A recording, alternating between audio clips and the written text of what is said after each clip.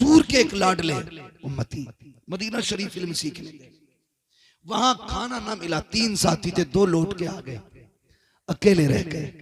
वो कहने लगे यहां रहा तो भूखा मर जाएगा, चल तू भी वतन चल। उसने कहा तुम नहीं जानते मैं हुजूर का मेहमान हूं, मैं मर जाऊंगा, जाऊंगा नहीं। और किसी के आगे हाथ यूं नहीं फैलाया। लोग कहते हुजूर का मेहमान होकर लोगों से रोटी मांग रहा है। कहते मैं गया और हुजूर के रोजे पे पहुंचा। मैंने कहा महबूब तेरा मेहमान हूं, 3 दिन से भूख लगी है, रोटी नहीं खाई है। कहते ये कह के लेटा, मेरी आंख लगी, क्या देखता हूं ख्वाब में हुजूर आ गए हैं। और अकेले नहीं आएगा, साथ में हजरत अबू बकर सिद्दीक भी आएगा।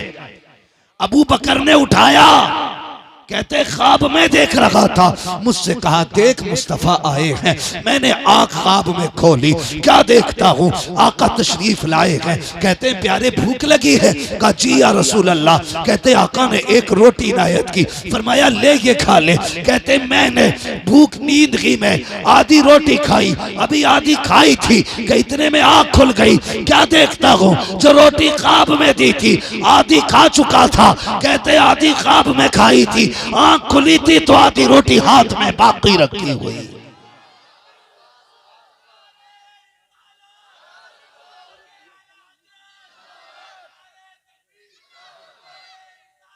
मेरे बस की अल्लाह आपको सलामत रखे नौजवान। तो ये हुजूर के मेहमान है। मेरा मेहमान आपके गांव में आ जाए, क्या मैं मुफ्ती अहमद को जानता हूं, उनसे मिलने आया था लेकिन मिले नहीं। आपसे मुझसे मोहब्बत होगी, आप कहेंगे यार कोई बात नहीं मेरे घर चाय पी जा, कोई कहेगा मेरे घर खाना खा ले, कोई कहेगा मेरे यहाँ पे यार कुछ नहीं पानी पी जा। वो मुझे फिर वापस मिले, कहे मैं कमालपुर गया था, तुम्हारा नाम लिया, लोगों ने बड़ा प्यार किया, तो बताओ मेरे दिल से तुम्हारे लिए दुआएं निकलेंगी कि बद्दुआएं? जोर से क्या निकलेगा? दुआएं निकलेंगी ना, कि मेरे मेहमान को मेरे नाम की वजह से इतनी इज्जत दी, अल्लाह उन्हें सदा इज्जतें देना। मुझे बता, अगर मेरे मेहमान की इज्जत करो मेरे दिल से दुआ निकलती है, अगर हुजूर के मेहमान की इज्जत करो तो मुस्तफा कितनी दुआएं देते हैं। सुभान अल्लाह, सुभान अल्लाह। हुजूर कितनी दुआएं देते हैं। वो कहते होंगे यार अब इसने मेरे कुरान वाले मेहमान को रोटी खिलाई तो इसकी नस्लों को खिलाते रहना, तो इसकी नस्लों को खिलाते रहना। मैं अक्सर कहता हूं पहली रोटी खिलाया करो इन कुरान वालों। कौन सी रोटी? बची हुई नहीं, पहली रोटी। एक बच्चा पढ़ने के लिए गया, बहुत तेजी के साथ बच्चा पढ़ने के लिए गया, एक घर पे खाना लगा, घर पे कोई नहीं था, एक बूढ़ी औरत थी। उसने कहा बेटे रोज आया कर, मैं तेरे लिए पहली रोटी हटा के रखती हूँ, तुझे देर होती है मदरसे से आने में, मैं तेरे लिए पहली रोटी बचा के रख देती हूँ, मेरे बच्चों से पहले पहली रोटी तुझे खानी है, पहली रोटी तुझे खानी है। तो वो बूढ़ी पहली रोटी बच्चे को खिलाती थी। जिंदगी में यही चलता रहा, उसके पास कोई नहीं था, अकेली थी और ये तालिब इल्म। दिन गुजरते गए, एक दिन वो आया कि इसका कुरान हिफ्ज मुकम्मल हुआ, हिफ्ज मुकम्मल हुआ। इसके दिल ने कहा यार क्यों ना खुशखबरी दूं, आज तेरी रोटियों का हक अदा हो गया, मैं हाफिज बन गया। सूरे नास मुकम्मल की कर दौड़ लगाई उस बूढ़ी के पास जो रोटी बनाती थी और पहली रोटी खिलाती थी। जाके देखा लोग दरवाजे पे खड़े, भीड़ लगी है। पूछा क्या हुआ? कहा जिस बूढ़ी का इंतकाल हो गया। चीख निकल गई, रोता हुआ पलटा, कहने लगा जिस खुशखबरी के लिए आया था आज वो खुशखबरी सुनने के लिए बाकी नहीं रही। रोता हुआ चला गया मदरसे में वापस। अगले दिन लोग तज़किरे कर रहे थे, किसी ने उसी रात उस औरत को देखा ख्वाब में कि वो जन्नत में टहल लगी है। पूछा बता कौन सी नेकी काम आई? उसने कहा कोई और तो पता नहीं नेकी है कि नहीं, लेकिन मर के पहुंची। रब ने कहा फरिश्तों हिसाब ना लेना, ये मेरे कुरान वाले को पहली रोटी खिलाया करती थी, ये मेरे कुरान वाले को पहली रोटी खिलाया करती थी। कमालपुर वालों मुकद्दर के धनी हो, ये जिम्मेदारी तुम्हारी लगाई गई है। किसी के घर एक कुरान वाला खाता है, किसी के घर 2 खाता है, किसी के घर 3 खाते हैं। कितने ऐसे होंगे जिन घरों से कई कई कुरान वाले हाफिज बन के निकल गए होंगे। जन्नत में देखोगे जब ये हाथ पकड़ के कहेंगे अल्लाह अकेले नहीं जाना है, जिसने रोटी खिलाई थी उसे भी साथ में लेके जाना। अल्लाह, नारे तकबीर, नारे तकबीर, नारे रिसालत, नारे रिसालत, मसलके आला हजरत, फैज़ाने आला हजरत, फैज़ाने औलिया इकराम, नारे तकबीर, नारे रिसालत। खिदमत करेंगे इनकी इंशाअल्लाह। जोर से बोलो, और जोर से, और दुआ करो अल्लाह हर घर में कुरान का कारी पैदा फरमाए। हर बाप के पास एक हाफिज कुरान होना चाहिए, वरना याद रखना कितनी भी प्रॉपर्टी छोड़ के मर जाओ, आप खुशनसीबी की मौत नहीं मरे अगर पीछे कुरान वाला नहीं छोड़ा। जाओ कब्रिस्तान जाके चेक करना, कमालपुर वालों, तुम्हारे गांव में भी पहले अमीर लोग होते होंगे, हुए क्या नहीं हुए ना, होते ना, तारीख रहती है हर शहर हर गांव की, अमीर होते। और जाओ जाके उनके कब्रों के पते लगाओ, जिनके 50 साल पहले नाम के आगे धुएं उड़ते थे, हाँ, जिनकी नाक पे मक्खी नहीं बैठती थी, आज उनकी कब्रें कहां हैं? या तो निशान ही मिट गए होंगे, अगर होंगी भी या तो लकड़ी दिखाई दे रही होंगी या गली हुई हड्डियां दिखाई देती होंगी। खुद दिल पे हाथ रख, खुद दिल पे हाथ रख, मुझे बता, आज उनकी कब्रों पे फूल चढ़ाने वाले तो बड़ी बात, जब मिट्टी डालने वाले नहीं हैं तो 50 साल के बाद इस दौर में तेरी कब्र पे कौन फूल चढ़ाने आएगा? कोई नहीं आएगा। इसलिए अपने जीते जी ऐसे काम कर जा, कोई दुआ करे ना करे तेरी कब्र में रहमतें उतरती रहनी चाहिए। हाँ, उन बेटों से उम्मीद मत रखना जो अमीर है कि तुम्हारे लिए हाथ उठाएंगे, वो तो बरसी बरसी आधा घंटा देगा। अब्बा की बरसी इधर आधा घंटे के लिए टोपी लगा के बैठेगा।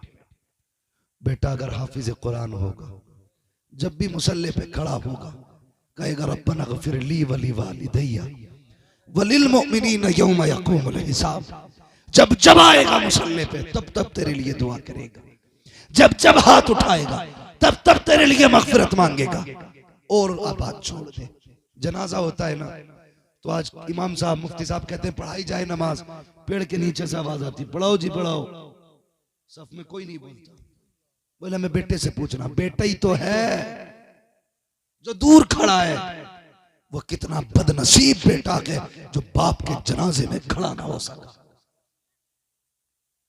क्यों नहीं आया? याद नहीं है नमाज जनाजा। क्यों नहीं आया? पाक नहीं था। ऐसी औलाद से बे औलाद होना बेहतर है जो तेरे जनाजे में खड़ी ना हो सके। ऐसी औलाद से बे औलाद होना बेहतर है जो तेरे जनाजे में पाक ना हो सके, और जो खड़े होके तेरे लिए नमाज जनाजा नहीं पढ़ सकता, बता दफन होने के बाद तेरी कब्र पे कितनी बार जाएगा? आज मौलवी चंदा मांग ले, मुंह बिगाड़ के कहता अभी तो दिए ही थे। रख संभाल के, ये तेरी दौलत पे बैठ के ऐसा तांडव करेगा कि तू कब्र में कूदेगा, ये दुनिया में कूदेगा। छोड़ इसके लिए। मैंने अमीरों के बेटे को बाप की छोड़ी हुई दौलत से शराब पीते देखा, लेकिन किसी गरीब को बाप के नाम से हज कराते नहीं देखा। क्या बाप का इतना भी हक नहीं कि उसकी छोड़ी हुई जायदाद से तकरीबन 1-2% कुरान पे लगा दिया जाए? उसका इतना भी हक नहीं? जिसने जिंदगी तेरे नाम कर दी उसके नाम से कमरा बनवा दिया जाए, मस्जिद में सब पिछवा दी जाए? नहीं कर सकते ना, मत करो भाई। अपने जीते जीत ना कर जाओ। कोई दुआ करे ना करे, एक कमरा मदरसे में बनवा दे जहां बैठ के ये कुरान पढ़ा करे, खुदा की रहमतें तेरी कब्र में उतरती रहा करे। ऐसे जिंदगी गुजार के जाओ। ये 9 बेटे बैठे क्या लेके जाएंगे? ये कल घर क्या लेके जाएंगे? तुम कहोगे जुब्बे का कपड़ा 60 रुपए मीटर का, गले का रुमाल 100-150 रुपए का है, टोपी सर पे 70 रुपए की है। क्या लिया इन्होंने? खुदा की कसम कल जब पलटेंगे खाली नहीं जाएंगे, दिल में कुरान लेके जाएंगे, हाथ में जन्नत की डिग्री लेके जाएंगे, और बाप के ताज का सर्टिफिकेट होगा। वो किधर जा रहे हैं मुफ्ती साहब? हाँ, बाप के ताज का सर्टिफिकेट होगा। वो बहन चूमेगी। भाई वो लाया है जो दुनिया का कोई अमीर बेटा ना ला सका। वो लेके आया जो दौलत वाले न ला सके। फरिश्ते कहेंगे अभी क्या देखा है? कयामत वाले ने दे, चेहरे ऐसे चमकाए जाएंगे, लोग देख के कहेंगे ये नबी के चेहरे हैं कि वलियों के चेहरे हैं। कोई कहेगा ना वली का चेहरा है ना नबी का चेहरा है, ये आखिरी पैगंबर की उम्मत के हाफिज कुरान के माँ बाप का चेहरा चमक रहा। इसलिए लाइक मुबारकबाद है वो माँ बाप जिनके बेटे हाफिज कुरान बने। और इनके घर वालों से गुजारिश है, इन्हें ले जाके ना इनसे काम ना कराना, इनसे खेती ना कराना, इनसे कहना भाई बेटे कुरान सीने में संभाल के रख, जिस दिन के लिए हमने तुझे पढ़ाया है वो दिन आएगा तो पता चलेगा।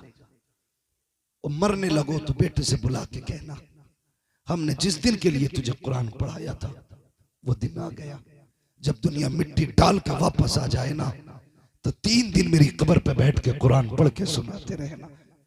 जब सारे रिश्ते तोड़ के आ जाए, मैं अकेला हूंगा कब्र में, मुझे याद आएगी, दिल नहीं लगेगा तो कुरान पढ़ता रहना, मैं कब्र में मगन होता रहूंगा। उस दिन के लिए संभाल के रखो इन्हें, जब दुनिया साथ छोड़ जाए। कसम खुदा की, ये कुरान वाले जो तुम्हारी कब्रों के पास बैठ के यासीन पढ़ेंगे तो कब्र में अकेलापन महसूस नहीं होगा। कब्र में बेटे की भी आवाज आएगी, कुरान की बरकतें भी नाजिल होती शुरू हो जाएंगी। इसलिए जरूरी है एक बेटे को हाफिज कुरान बनाए, कारी कुरान बनाए, अपने घरों को बचाएं। जब बेटे कुरान वाले होते हैं तो माएं भी पर्दा किया करती हैं। जब बेटे हाफिज हो जाते हैं तो बहनें भी हया किया करती हैं। उसके लिए यही काफी है कि उसका भाई हाफिज कुरान बन गया, उसके लिए यही फख्र की बात है इसके भाई ने कुरान सीने में उतार लिया। इसलिए तुमसे भी गुजारिश है, इज्जत किया करो इल्म वालों की, कदर किया करो। कुल हल यस्तविल लदीना यअलमून वल्लदीना ला यअलमून, महबूब इनसे कह दो जानने वाले और ना जानने वाले बराबर नहीं है। जानने वाले ना जानने वाले बराबर नहीं है। कितने बड़े हैं, अल्लाह कयामत में फरमाएगा फरिश्तों जाओ कुरान वालों को तलाश करके लाओ। फरिश्ते कहेंगे या अल्लाह आदम से लेकर के मोहम्मद तक सल्लल्लाहु अलैहि वसल्लम सबकी उम्मतें मौजूद है। मैं मालिक बता तो सही इस भीड़ में कुरान वालों को कैसे पहचाने? कोई बिल्ला है, कोई बैच है, कोई मोहर है, कोई सर्टिफिकेट है? रब फरमाएगा नहीं। तो फिर कैसे पहचानेंगे? कहा जाओ सबके मुंह सूंघना, जिसके मुंह से मुझको अंबर की खुशबू आ रही होगी वही मेरे कुरान के पढ़ने वाले, कुरान के कारी हो। ये मयार होगा इनका, ये पावर होगी। ये बड़े होते हैं और बहुत बड़े होते हैं, इतने बड़े होते हैं जहां किसी की नहीं चलती वहां इनकी चलती है, और जहां इनकी भी नहीं चलती वहां मदीने वाले मुस्तफा के चला करते हैं। बरेली से आवाज आती है वही रब है जिसने तुझको हम तन करम बनाया, हमें भीख मांगने को तेरा आस्था बताया।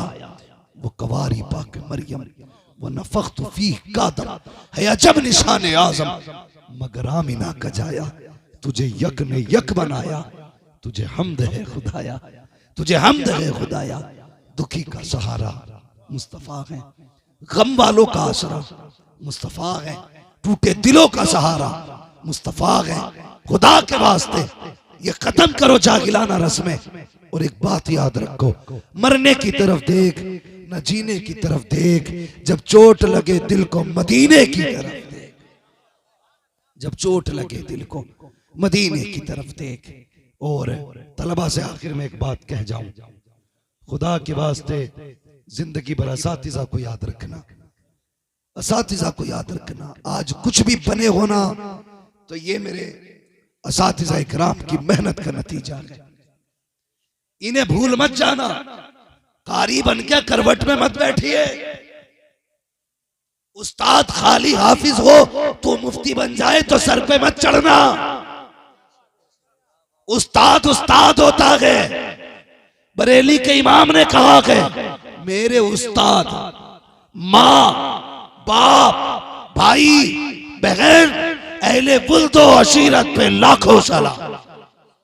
इसलिए तलबा से गुजारिश है, जहां साल में 3 बार पीर को टैक्स देने जाते हो ना, साल में 3 बार पीर को टैक्स देते हो तो एक बार उस्ताद को नजराना जरूर दे दिया करो।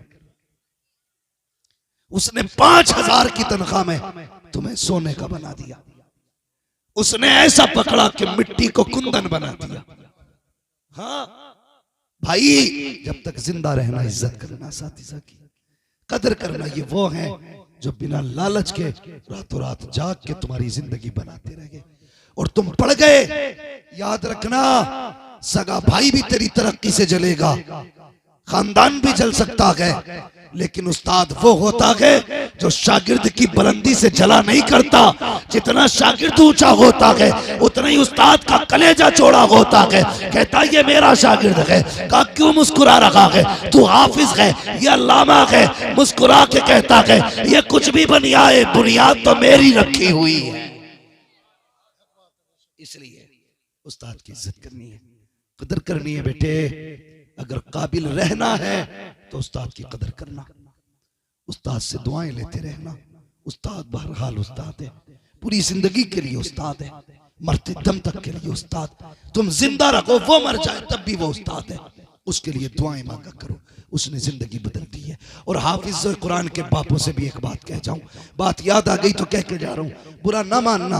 ये 250 रुपए दे के और एक जोड़ा दे के समझते हक अदा कर दिया, लल्ला पढ़ाया हमारा, हमने एक जोड़ा दे दिया। अल्लाह की इज्जत की कसम खा के कहता हूं, तेरे बेटे को हाफिज बना के इसने इतना बड़ा एहसान किया कि अगर अपनी खाल उतार के जूता बना के उस्ताद को पहना दे तो जो तेरे बेटे पे इसने एहसान किया है, तू उस एहसान का 1% भी हक अदा नहीं कर सकता। जियो, सलामत रहो।